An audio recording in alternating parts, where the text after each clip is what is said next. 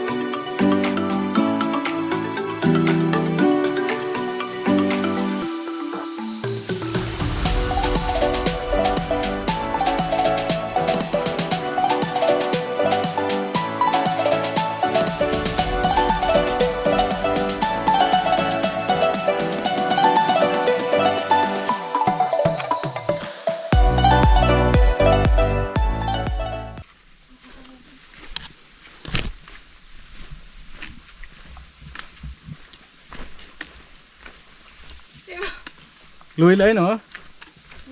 ตรงกลางเลยใจเปล่าจะเลื่อยเอาเนอะ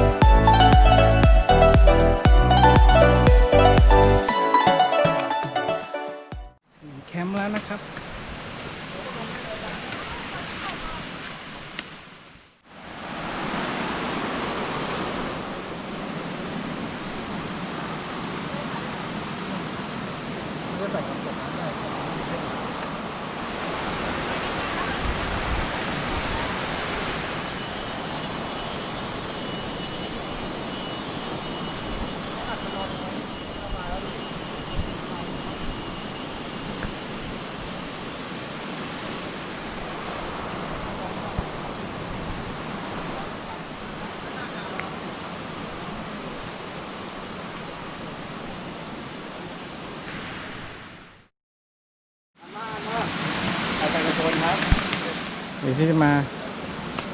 ไปไหนครับ ไปกับพี่แบงค์ไปขึ้นยอด12ก็ไปดูน้ำตกลูกหัวใจ พร้อมไหม พร้อมค่ะ บรรยากาศนะครับเตรียมตัว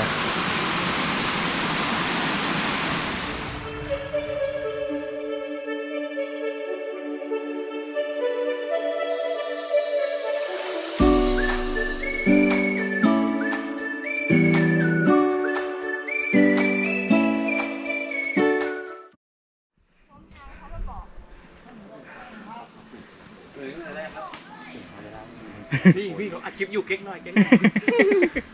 ไม่เหนื่อยเลย ไม่เหนื่อยเลยใช่ไหมครับ ไม่เหนื่อยแค่ร้อน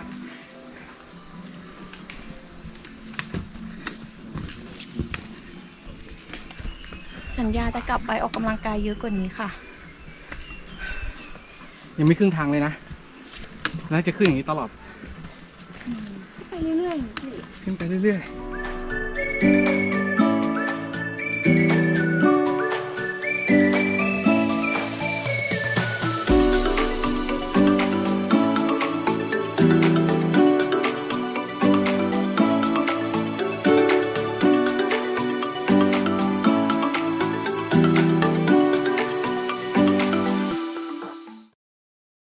ว่าแล้ว ๆนี่จุดชมวิว เห็นอยู่ ยอดตรงนี้ อยากให้ขึ้นไปด้วยกัน ยอดตรงนี้ยอดตรงนี้ ๆป้าเหอะพี่ตั้ม โอ้ไกลสวย นิดเดียว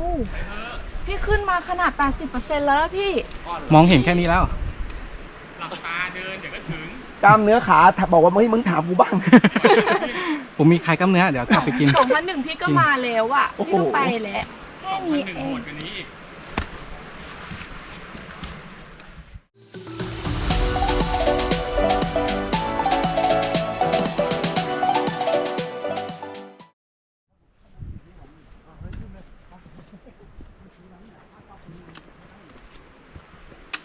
เหนื่อยไหม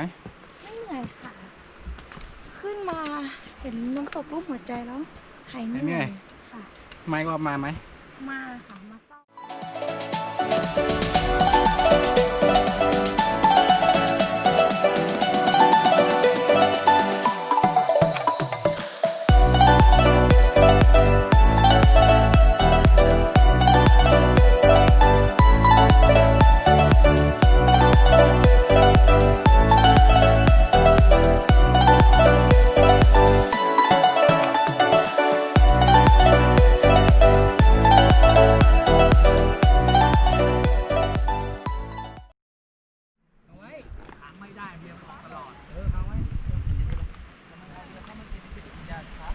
นี่ครับจุดกินข้าวกลางวันของเรา